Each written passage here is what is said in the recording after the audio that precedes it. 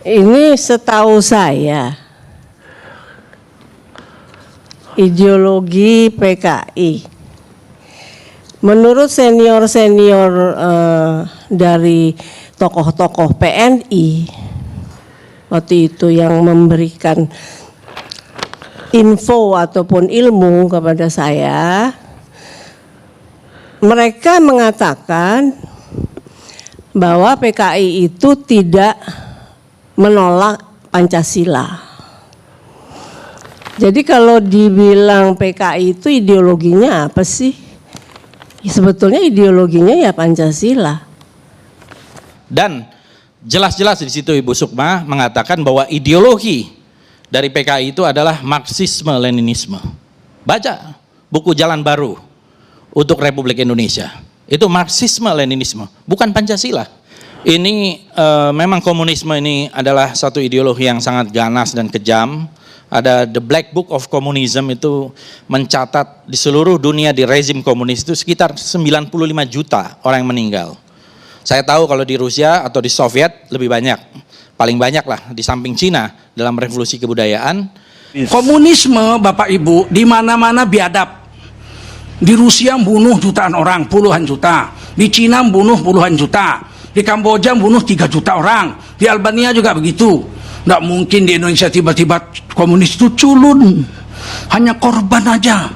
Nggak ada niat apa-apa. Tidak mungkin komunis itu Pancasilais.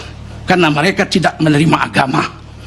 Dan Pancasila itu sila pertama adalah ketuhanan yang Maha Esa. Yang sekarang baru mau ditukar menjadi ketuhanan berkebudayaan. Kalau ketuhanan yang berkebudayaan, komunis pasti menerima Pancasila yang berketuhanan kebudayaan. Tapi kalau ketuhanan yang Maha Esa, komunis di seluruh dunia tidak akan pernah menerima hal ini. Jadi PKI itu selalu ketika lemah dia mengatakan kami Pancasila, musuhnya dicap kamu bukan Pancasila, kamu musuh Pancasila. Itu ciri khas PKI. Tapi kalau dia sudah kuat, Pancasila mereka hilangkan menuju komunis. Kan dulu PKI itu menyatakan pembela utama Pancasila. Oh, yang lain itu masumi dituduh. Ini mau mendirikan negara Islam, bukan Pancasila. HMI ini kader-kader ke Arab-Araban ini, bukan Pancasilais. Bubarkan HMI, tidak progresif revolusioner. Maka Presiden membubarkan Masumi, membubarkan HMI. Tidak ada ormas yang membela, yang tampilannya para pelajar Islam Indonesia yang demonstrasi dengan gagah berani. Langkai dulu mayat kami kalau mau membubarkan HMI. Ya, ini musola kita nggak tahu dari jam berapa, semuanya dicoret-coret. Awal masuk itu Wawan masuk ke sini dengan kondisi sudah dicoret-coret. Ini alasannya, motifnya apa, saya tidak tahu. Begitu saya mau asar, dan Wawan pun nggak mau ajan karena kondisi seperti ini.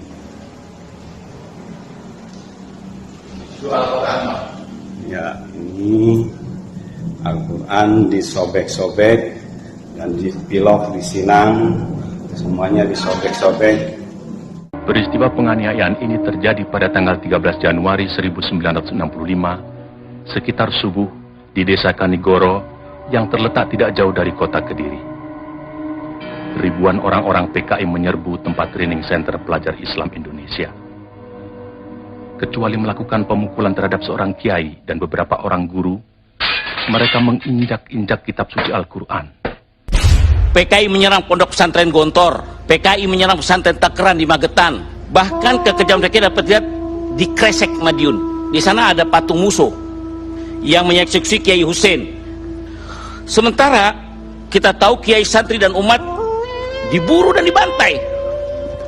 Dan sejarah kelam ini harus menjadi catatan sejarah buat kita dan menjadi pelajaran buat kita dan tidak boleh terulang kembali.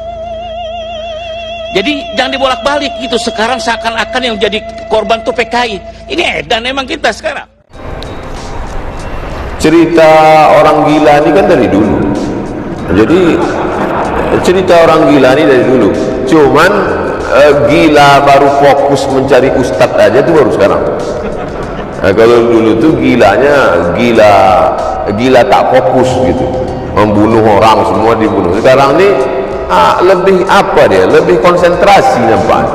Yang dibunuhnya itu imam masjid, ustadz, imam masjid Al-Falah Pekanbaru ditikam sedang baca doa, itu gila juga.